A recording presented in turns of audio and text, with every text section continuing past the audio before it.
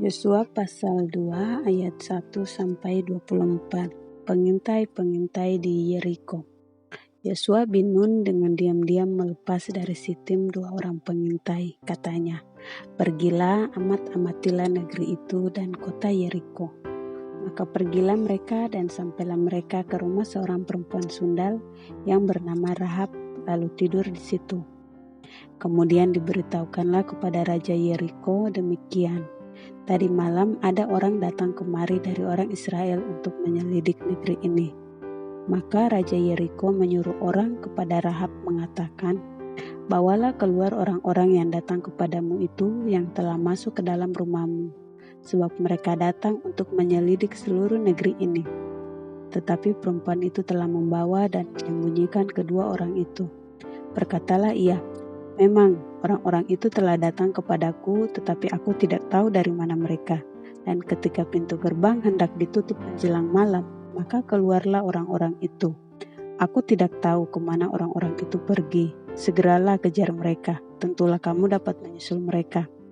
Tetapi perempuan itu telah menyuruh keduanya naik ke soto rumah dan menyembunyikan mereka di bawah timbunan batang rami yang ditebarkan di atas soto itu. Maka pergilah orang-orang itu mengejar mereka ke arah sungai Yordan, ke tempat-tempat penyeberangan, dan ditutuplah pintu gerbang segera sesudah pengejar-pengejar itu keluar. Tetapi sebelum kedua orang itu tidur, naiklah perempuan itu mendapatkan mereka di atas soto, dan berkata kepada orang-orang itu, "Aku tahu bahwa Tuhan telah memberikan negeri ini kepada kamu, dan bahwa kengerian terhadap kamu telah menghinggapi kami. Dan segala penduduk negeri ini gemetar menghadap kamu. Sebab kami mendengar bahwa Tuhan telah mengeringkan air laut Teberau di depan kamu ketika kamu berjalan keluar dari Mesir. Dan apa yang kamu lakukan kepada kedua raja orang Amori yang di seberang sungai Yordan itu, yakni kepada Sihon dan Og yang telah kamu tumpas.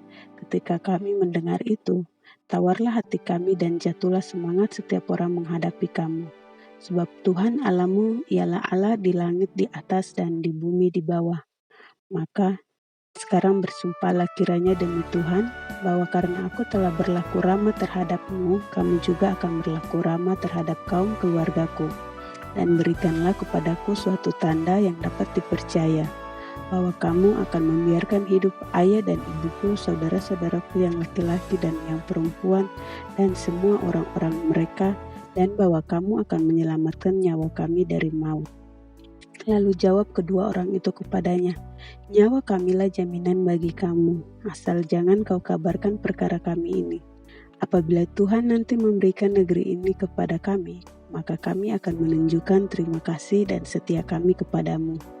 Kemudian perempuan itu menurunkan mereka dengan tali melalui jendela, sebab rumahnya itu letaknya pada tembok kota. Jadi pada tembok itulah ia diam.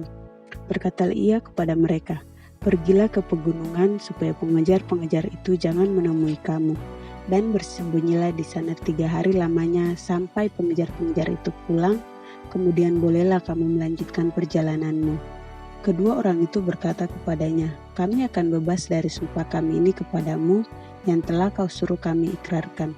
Sesungguhnya apabila kami memasuki negeri ini, haruslah tali dari benang kirmisi ini kau ikatkan pada jendela tempat engkau menurunkan kami. Dan ayahmu serta ibumu, saudara-saudaramu serta seluruh kaum keluargamu kau kumpulkan di rumahmu. Setiap orang yang keluar nanti dari pintu rumahmu haruslah sendiri menanggung akibatnya.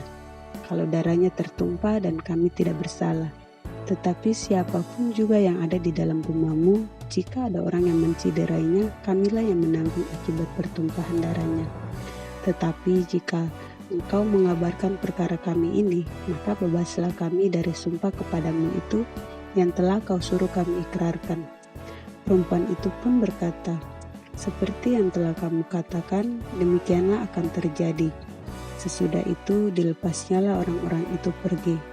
Maka berangkatlah mereka, kemudian perempuan itu mengikatkan tali kirmisi itu pada jendela. Mereka pun pergilah dan tiba di pegunungan. Mereka tinggal di sana 3 hari lamanya sampai pengejar-pengejar itu pulang. Pengejar-pengejar itu telah mencari di mana-mana sepanjang jalan tanpa menemukan mereka. Maka pulanglah kedua orang itu, mereka turun dari pegunungan, lalu menyeberang dan sampai kepada Yosua bin Nun. Kemudian mereka ceritakan segala pengalaman mereka. Kata mereka kepada Yosua, Tuhan telah menyerahkan seluruh negeri ini ke dalam tangan kita. Bahkan seluruh penduduk negeri itu gemetar menghadapi kita. Amin. Dari pasal 2 saya menyukai ayat 12 dan 13 karena memiliki makna bahwa meskipun kehidupan Rahab seperti yang tertulis dalam Alkitab, namun hatinya peduli kepada keluarganya, itu pun keluarga besar, karena ia tidak hanya meminta keselamatan dirinya, tetapi juga keselamatan ibu bapa dan saudara-saudaranya beserta orang-orang yang tinggal di dalam rumah mereka.